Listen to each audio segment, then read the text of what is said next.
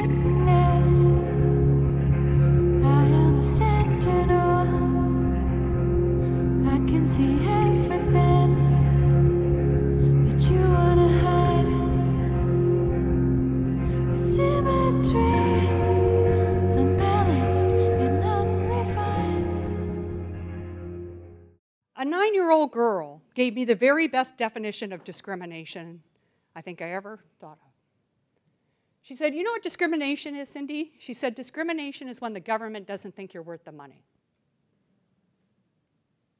So what does it feel like to be one of these kids who's not worth the money? What would it feel like if you're the parent or grandparent or uncle or aunt of one of these children who's not worth the money? How would it feel? This is Jordan River Anderson. He was born in Norway House, Cree Nation in 1999 to a large family.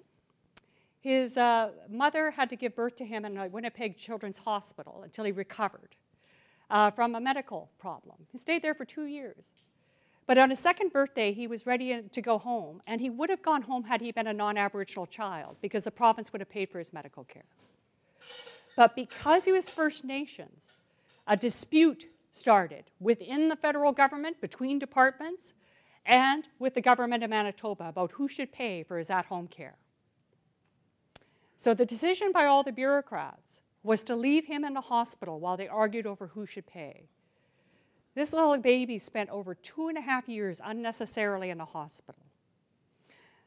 I've met some of Jordan's doctors who were pleading with the government to allow this kid to go home, along with the family members. Let's face it, a hospital is no place for a child to grow up when they don't have to. But nothing seemed to move that mountain. The governments were concerned about not setting a precedent. We don't want to pick up somebody else's cost. And so it was that Jordan, in the end, died of a broken heart. He dies in hospital just before his 5th birthday, never having spent a day in a family home because of who he was. This is in 2005. At the time of his death, his family asked that we work with them to never let this happen to another child. It was heartbreaking for them. And we knew it was. We knew that there were, in a study of just 12 of the First Nations Agency, we knew 493 other situations were happening, and just 12 of those sample of the 108. So we went to the Government of Canada, and we created with the family and with the Assembly of Manitoba Chiefs and Assembly of First Nations, Jordan's Principle. It's very simple. It says, where a government service is available to all other kids, let First Nations kids access it on the same terms. And figure out any payment issues second, behind the scenes. You can figure that out after, but let the child get their services met. It was passed unanimously in the House of Commons on December 7th, or 12th, 2007. Should have been the end of it. I remember Ernest was there, Jordan's dad, that day, and as they all stood up and gave him a standing ovation, he looked down over the gallery bar, and he saluted them, but he said, "Don't let the good done in my son's name today just be a moral victory. I want lives to change for children." So one of the things I'd like you to do is sign up for Jordan's Principle, because sadly, it's never really been implemented. The federal government immediately started to narrow it. It said, no, First Nations children shouldn't be able to access all services, just complex medical needs of multiple service providers. Now, they also put up the system that was so hard to navigate or even find anything about that no one could access it. I'm going to introduce you to one of my heroes, Marina Beadle. You can see her there. She's a proud Mi'kmaq Nation woman, a single mother of 2 boys. And this is Jeremy in the photo. She would want you first to know that he is a very musical young boy, very artistic. He also fits squarely within Canada's definition, doesn't he? But she provided care for Jeremy with almost no services. We all know for persons with disabilities off reserve, there's almost nothing, and on reserve, there's even less. But she did. She said to me, she says, the greatest gift and honor ever in my life was being a mother. I think some of you can relate to that, right? You're proud of what you do in your work, but for most of you, that's the best thing that ever happened to you. It's being a brother, a sister, an aunt, an uncle, a friend to a kid. And she said, I'd always sleep lightly so that if Jeremy needed anything, I'd wake up so I could help him.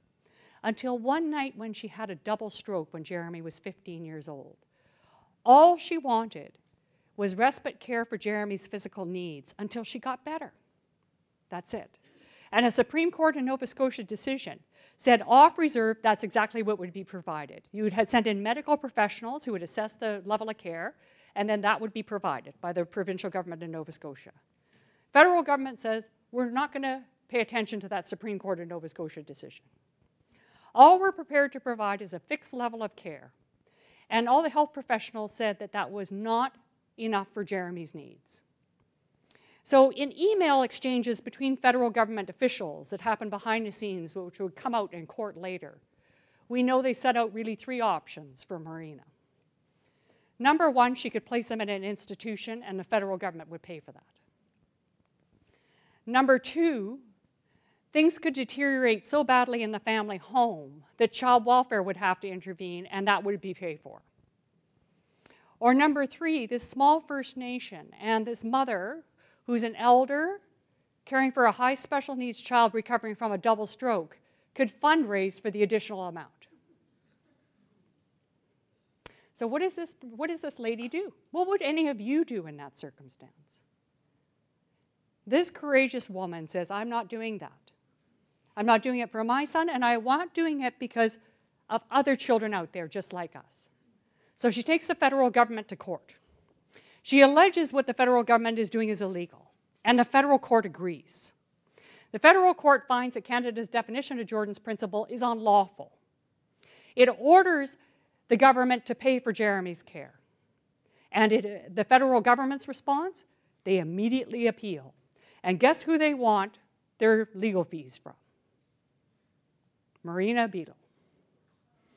For a year, they put her under the stress of losing the little income she had. But this is not a woman to be dissuaded. She said, I've always stood up for the right thing. And I'm not going to be scared off. Weeks before it was to go to the Federal Court of Appeal, the Canadian government, on 4:30 on a Friday, withdrew their appeal. So this is actual case law that now stands in the government of Canada, which is great because they can no longer say there are no Jordan's principle cases. But this little victory is just, I'm going to show you some other documents that we got at the tribunal that shows how these inequalities. This is from British Columbia. None of you have ever seen this document, I don't think, okay? This is an internal document. It was worked on between the Ministry of Child and Family Development and Indian Affairs, and it was identifying gaps in service providers for kids on and off reserve. Now, I can't show you the whole document, but I'll read that last paragraph. It says, the work of the 2 departments on Jordan's principle has highlighted what all of us knew from years of experience, that there are differences of opinion, authorities, and resources between the 2 departments that appear to cause gaps in services to children and families resident on reserve.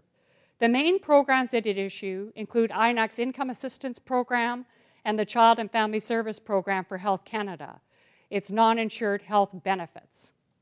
So this same document goes on to enumerate some of these gaps in services that kids on reserve experience here in BC. And there are things like orthodontic care, or if there's drug-ordered drug testing, they won't pay for that. Basic medical equipment, they won't pay for. Mental health services. And think about this. This is just because you're across an imaginary line, right? That's all it is. An imaginary line drawn by the governments. So let's take a look at an example. This is another federal government document. It was written internally by Department of Indian Affairs and Health Canada officials. And they are enumerating examples of these gaps. Again, there are a series of examples like this. But as you can see here, what they're talking about is if you're a child on reserve, and say you're a child with a disability, and you require a wheelchair, a stroller, and a lift. That's not unusual, right? If you're that child off reserve, you will get all of those items. If you are that child on reserve, you get one of those items every 5 years, and the lift has to be self-installed. Now, I am a little bit of a handy woman. At least I like to think that. I'm reasonably okay at the basic fix-it jobs. But there's no way I would ever sleep at night if I had to install a lift for a child in a wheelchair. And I don't think there's very many of us in this room that would, right? Now, that's just one example, but there were other examples like orthodontic care. There's a government document that says that children on reserve only receive orthodontic care if they cannot eat or cannot talk. And they actually encourage the pulling of teeth because it's cheaper than getting orthodontic care. And this is what you have to do is once you get the orthodontic care, where they say that you have to get this, you have to apply to get it covered. And this is a presentation from Health Canada about the turnaround times, how long it takes for that first approval process to happen. Now, this doesn't take into account you having to run over to the dentist and get all the reports and everything, or the time in mail. This is the time from when they receive it to the time they send it out. And you can see there, who here has had a root canal? How would you like to wait another 40 days on top of what you did? Not many, right? Crowns, 40 days. Complex extractions, 27 days. And these would be bad enough for you and I as adults. But think about it if it's a child, right? You know, my mom has got a great thing she used to say to me quite often. She would always say, well, Cindy, there's no excuse for that when it came to behavior. Sometimes she was right. But when I look at this, I also think there's no excuse for this. There really isn't any excuse for this, not in a country as good as ours. And another example that really kind of, we're going to talk about the tribunal here in a second. And I had to testify to some of the documents, the internal government documents, some of which you've seen. And I had to read them before I testified on the stand. But then the moment I took the stand, I was under what I call the cone of silence. I couldn't talk to my lawyer, couldn't talk to anybody. I was in the cone of silence for 5 days. And there was one document that just literally made me sick. It was a 9-year-old girl. She's terminally ill. She requires a hospital bed at a 30% incline to keep her from going into respiratory distress. The Government of Canada and Health Canada fought for at least 9 months, if not a year, before they gave her that. And they thought it was a success. You know, she just wanted to breathe, right? If we can send an astronaut up to space and give him a Twitter account, we can afford to make sure that a child in the last few days of her life lives with comfort and dignity. Now, what about child welfare? A lot of us talk about residential schools or the 60s group as if they're over. But one of the documents filed at the tribunal showed how many First Nations children are being removed from the care today. And in fact, it's even more than in residential schools. And the reason for it is not abuse. That's not to say abuse does not happen in our communities. We need to own that and be accountable for it. It's completely unacceptable. But that's not what drives the overrepresentation. It's poverty, poor housing, and substance misuse related to residential schools. All things we could do something about with proper services. Now, you can think about it as being 12 times more likely to end up in foster care, according to the Canadian Incident Study on Child Abuse and Neglect. You can think about it here in the province of British Columbia. Over half of the kids in care are Aboriginal kids, right? Or you can think about it the way kids themselves think about it, which is how many sleeps until I see my dad? This spreadsheet filed by the government added up the number of nights that First Nations children spent in foster care, and these are kids on reserve only, and in the Yukon, between 1989 and 2012, excluding Ontario data for 2011. So this is a lowball figure, is what I'm telling you. It's 66 million nights away from their families, or 187,000 years of childhood.